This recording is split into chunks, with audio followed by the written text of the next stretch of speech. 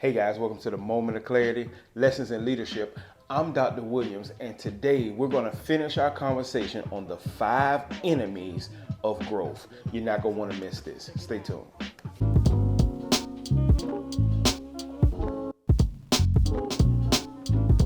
All right, guys, so we're talking about the 5 enemies of your growth. Listen, if you didn't see part 1, look below for the link here on YouTube so you can go catch the first 3 enemies of your growth, because I believe it's really going to help you. I believe it's things that we are fighting against every day as leaders, but we don't understand how to combat them because we don't know how to see them and understand what they're doing to us as leaders. Listen, and you can never defeat what you're afraid to evaluate.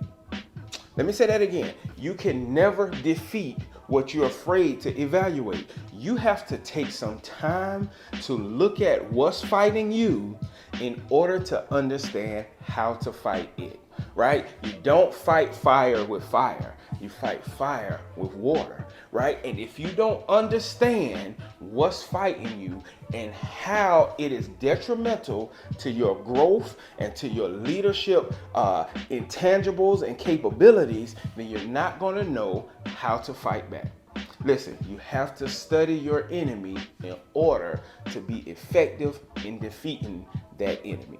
And when we talk about enemy, like I said in the first version in part 1, we're not just talking about an adversary that in religious circles you would call the devil. We're talking about your mindset, right? Because if your mindset is not in the proper place, if your mindset is not where it needs to be, then your mindset is killing you, right? Your mindset is defeating you, right? And oftentimes we're not defeated by the exterior, we're defeated by the interior.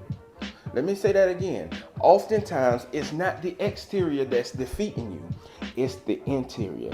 It's the battle between your 2 ears. You have to understand the enemies of growth and how you play into them if you want to defeat the enemies of growth. And so we're talking about 5 enemies of growth. I'm going to quickly go over the first 3, but I need you to click the link in YouTube and go and watch that video. But the first one we said was the illusion of knowledge.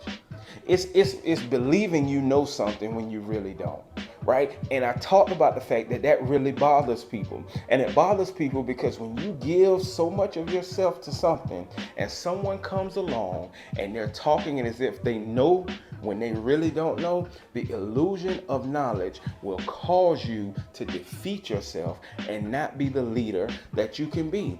You have to always get truth, and you have to always sit at the feet of those that you serve if you indeed plan to lead and lead well. Listen, the second enemy of growth that we talked about was comfort. Listen, comfort will always have you stagnated. Listen, you have to get uncomfortable if you want to grow. Listen, growth is always on the other side of pain and uncomfort. You have to get uncomfortable if you want to grow. I heard Brother Tim, Minister Tim Griffin, say this. He said you have to be comfortable with being uncomfortable, right? And comfort is an enemy of your growth. The third one that we talked about last week was the fear of failure. The fear of failure. Many times we do not pursue what we know we're called to do because we have the fear of failure. Listen, you can be so convinced in your assignment, but because you don't want to look like a failure and because there's always the chance to fail, you do not pursue it, and you know that you were supposed to do it. Listen, you cannot be an effective leader if you have the fear of failure. You can't do it.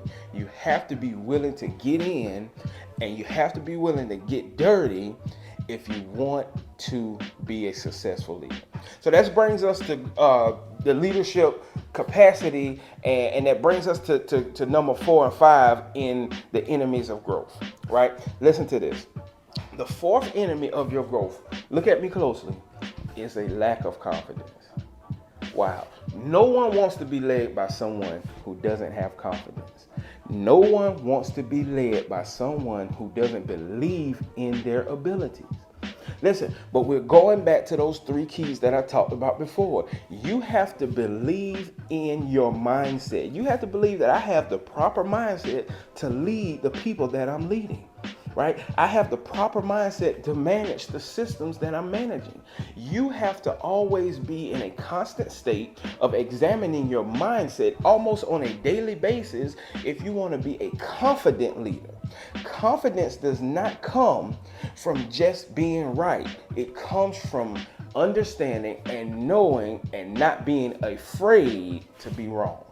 Listen, when you're confident, you're not scared to make mistakes. When you're confident, you understand that I'm leading myself because I'm not only confident and competent, right? But I'm leading you because I'm confident in my abilities, in my skill set, in my mindset, and in my resources to be able to lead you.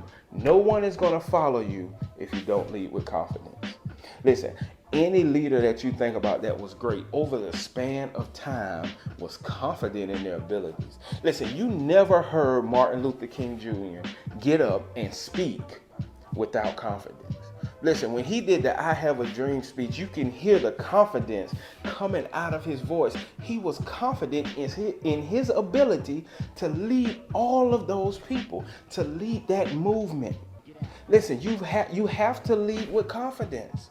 When I think about leaders like Malcolm X, when I think about presidents, even presidents that we don't like, they led with confidence. They knew whatever their agenda was, they could get it across to you because they were confident in their ability to articulate it to you and to lead you down the path that they wanted you to go. Listen, you can't lead others if you're not confident. You not only have to be competent, but you have to be confident in your ability to lead. Listen, the fifth enemy of your growth, I believe, and I call this blind humility.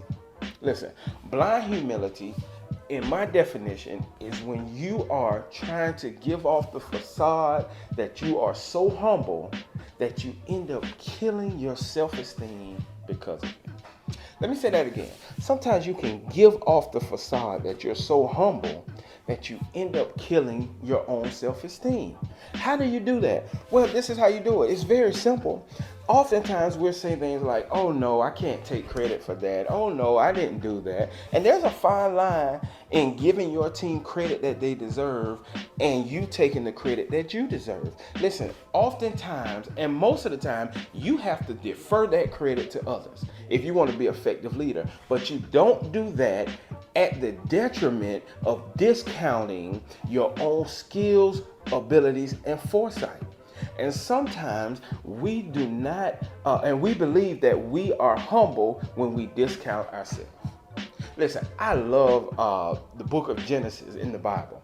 And in the book of Genesis, there's a phrase there, and I'll post the chapter and the verse, but there's a phrase there that says, and Moses was the meekest man on the face of the earth. Listen, at face value, that sounds like, oh, that's great. Right? And it is great. But what's so amazing about that is it's in the book of Genesis and Moses wrote it. Let me say that again. It's in the book of Genesis and Moses is the one that wrote it. Moses wrote that Moses was the meekest man on the face of the earth. Listen, so let's put these two together. When you're competent and you're confident, you don't have a problem speaking the truth about your abilities and about the intangible skills that you may have. Moses had no problem saying that he was the meekest man on the face of the earth. Why? Because that was his assignment. He knew his calling. He wasn't speaking untruth and he wasn't speaking in arrogance. He was speaking what he knew from the Most High was the truth about his character. And sometimes we allow people to assassinate our character because we want to give off the facade of humility. But saying what God says about you is actually the most humble thing that you can do. And Moses said that he was the meekest man on the face of the earth. Listen, the lack of confidence And blind humility will cause you to not stay still in leadership. It would cause you to move backwards. It is, in fact, an enemy of your growth. Listen, this is the moment of clarity, lessons in leadership. I'm Dr. Williams. Leave me a comment below. Like, share, and subscribe. Let me say that again. Like, share, and subscribe.